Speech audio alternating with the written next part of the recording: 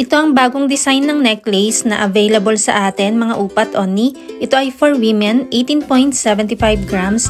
Ang lahat ng jewelry natin ay 24K Korean gold na bibenta at nasasangla at lahat ito ay may authentication card. Pwede rin ito sa minimum 11.25 grams. Heto ang ating necklace up close at napaka-cute ng kanyang design. Ito ay drop style, meron siyang palawit style at ang kanyang chain ay double chain.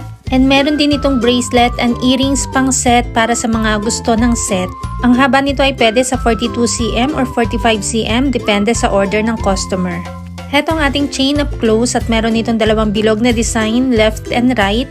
At pansinin nyo ang kanyang chain, ito po ay double chain mula sa ibaba hanggang itaas. Then, heto naman ang ating 18K Korean gold lock. Ang lahat ng necklace at bracelet ay automatic 18K Korean gold talaga ang kasama maliban na lang kung i-request mo na 24K gold din ang kanyang lock. At possible na mas mataas din ang content presyo nun, depende kung kailangan dagdagan ng grams para sa lock. Ang lahat ng 24K Korean gold natin ay pwede sa cash, 2 gifts, or ilang months layaway, depende kung saan ka komportable. Ang rate ng gold ay nagbabago every day kaya hindi natin nilalagay ang price sa video.